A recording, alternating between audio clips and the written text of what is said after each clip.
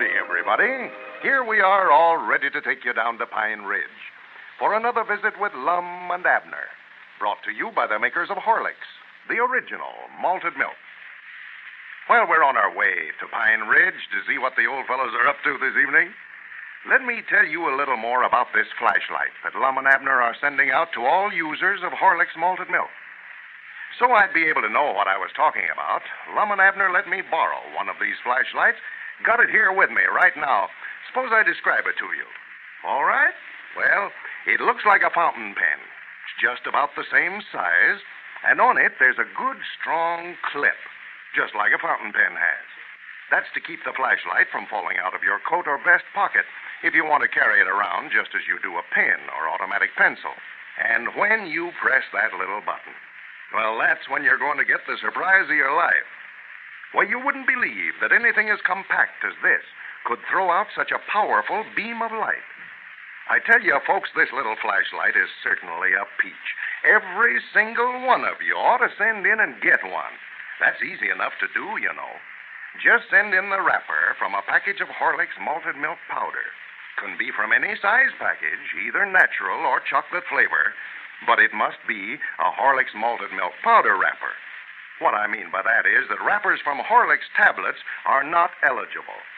Now, write your name and address on the back of this wrapper and enclose 10 cents to cover the cost of packing and mailing your flashlight. Then, mail your wrapper and dime to Lum and Abner, care of the station to which you are listening. And in return, Lum and Abner will send you one of these handsome pocket-sized flashlights, complete with bulb and battery. Now, don't put off sending in for your flashlight. Do it right away. Do it tonight before you forget it. And now, let's see what's happening down in Pine Ridge. Well, Lum and Abner are very much concerned right now over the fact that Abner's wife, Elizabeth, has discovered an accident policy of Abner's and has put in a claim for damages on account of his recent accident. The old fellows are afraid to tell Elizabeth that the accident was a fake, that Abner has not been hurt, and yet they don't want to accept any money from the insurance company on a false claim. The adjuster is expected in Pine Ridge today. As we look in on the office of the Matrimonial Bureau, we find Cedric Wehunt there in response to an urgent call from Abner. Listen. No, I just called you over here, Cedric, to remind you to be sure not ever mention to nobody if my arms ain't sure enough broke. Well, I ain't told nobody, but Ma said she heard Mr. Lum make an announcement over the party line yesterday, and he was telling everybody that there weren't nothing to that story about your arms being broke. Yeah, I know. Lum got mad in here yesterday. My wife heard it, too.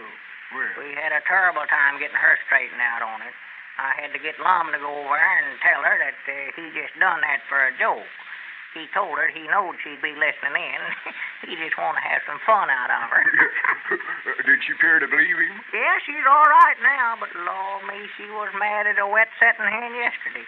If she finds out the truth now, why, it'll be... It's like I get to thinking about it so hard that I recollect it better than ever then. I believe the best way is for me not to try to recollect to forget it. Yeah, well, you ought to know better than anybody else, Cedric, whether you forget best when you're remembering or remember best when you're forgetting. Well, let's see. I'm getting sort of mixed up on it now. I forget whether I'm supposed to remember it or forget it. Forget it. That's what you're supposed to do. Yeah, but I forget what it was I'm supposed to remember to forget. Well, fine. You're doing all right then, Cedric. You've done forgot it. Yes, but I don't know what it was I forgot, though. Well, just quit thinking about it. You're liable to recollect it, and then you'll have to forget it all over again. Was that all you wanted with me, Mr. Abner?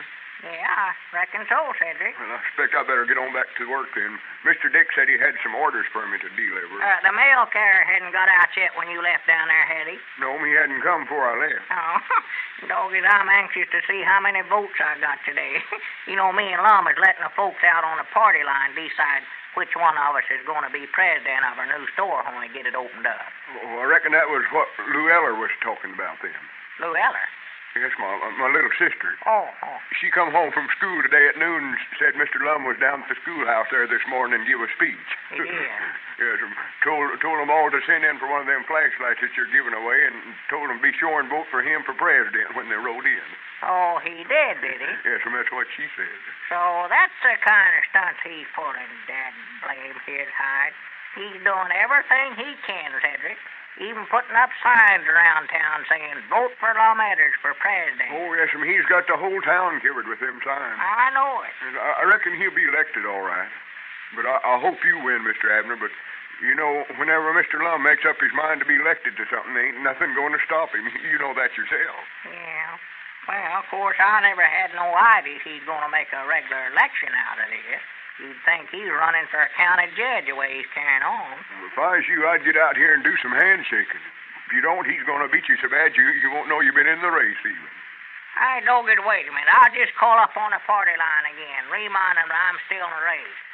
You watch the front door there, Cedric. If you see Lum coming, well, holler at me. Wait a minute, though. Here, you'll have to ring the phone for me, Cedric, and hold the receiver up to my ear. I can't do nothing here at these arms. Just give the fire alarm ring. Oh, yes, fire. Yeah, fire alarm. We always ring it to get everybody listening in, you know. We all take down the receivers to find out where the fire's at. Well, whereabouts is the fire at? Why, there ain't none, Cedric. I'm just, wait a minute. Hold the receiver still now. Hello? Why, this here's Abner Peabody. I just want to thank you folks that's already wrote in for voting for me. And just as quick as you get your flashlight, why, I wish you'd show it around to your friends.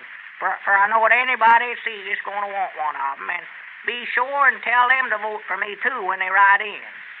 I don't know nothing about running for office this way, but if you folks elect me president, I'll guarantee that if any of you comes down to our new store wanting stuff on a credit, I'll let you have it. I've been trying to get to be president ever since me and Lum's been in business, and it's the first chance I've ever had to hold office. I'd love to just show you one time what I can do. I don't. Here comes Mr. Lum out there in front. Oh, well, I hope you send in a vote for me. Goodbye. Hang up a receiver quick there, Cedric. Hang it up. That's the way. I don't believe he's seen you. No. Well, I better get on back to work. Yeah, much obliged, Cedric. Come back again. Well, gentlemen. No. Well, hello, Cedric. You ain't leaving. Yes, sir, I expect I better go. Well, I'd love to have you set a spell and visit with us. Here, have one of my cards. Tell your friends about me. What kind of card is that, Lum? Oh, I just got some little personal cards I'm handing around. Well, vote for Lum Edders for president of the Jot 'em Down store. The people's choice. Get on the bandwagon. well, much obliged. So that's what you're doing. Getting out cards asking folks to vote for you now, huh? Well, recollect that old Eddard saying, everything's fair in love and war and politics. Where you been all morning, Lum? I tried to locate you all over town. Well, I just had a little business to tend to. Yeah, I know what you been doing. You down at the schoolhouse making a speech asking the youngest to vote for you. That's what you're doing. Who told you that? Never mind. I heard it all right. Well, Abner, you're going to get the surprise of your life in the next few days when these votes starts coming in. Yeah. Tell you what I'll do. Just to save you a lot of embarrassment, I'll let you withdraw from the race right now. Withdraw? Just forget about the whole thing. Oh, no, you don't. No, you don't. We'll just go ahead and fight this thing to a finish. All right. Recollect, I warned you. If you get snowed under, it ain't my fault. No. What was it you wanted to see me so bad about?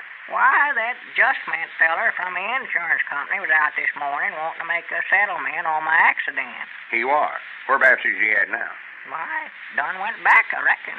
Well, you explained to him that your arms weren't showing enough broke. Were you just making out like you was hurt on account of your wife, didn't you? No, that's what I wanted to tell you, Lum. I never had a chance. He went over there to the house first, and Elizabeth called me to come over there, and by the time I got there, why, he'd already told her that he was willing to settle for $200, and he brung out a check for that amount with him. Well, you never taken it, did you? No, I never, but Elizabeth did. Her and Pearl's over there now figuring out what all they're going to buy with it in at the county seat tomorrow. Oh, my goodness. Abner, if she cashes that check, they can send you to the penitentiary for obtaining false money under pretenses and get me for being accessories to the crime. Well, I couldn't help it, Lum. I wanted to tell him that my arms weren't broke and that I never had nothing coming to me, but, well, I just couldn't bring myself to do it with Elizabeth standing right there. Now we're into it. Oh, me. Well, whereabouts is the check at now? Why, over there in the sugar bowl, I reckon. The sugar bowl. Yeah, that's where Elizabeth keeps all the money.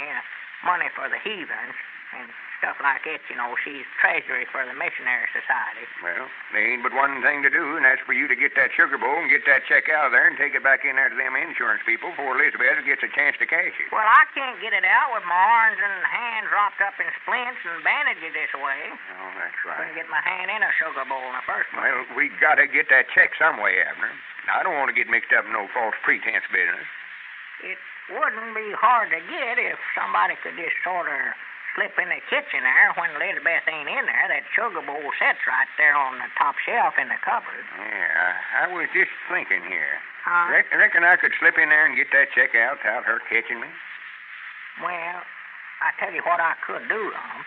I could see that kitchen door is left unlocked tonight, and you could wait till we go to bed, and then you could slip in there and get it out no trouble at all. Yeah, Granny, that might work. What time do you generally go to bed?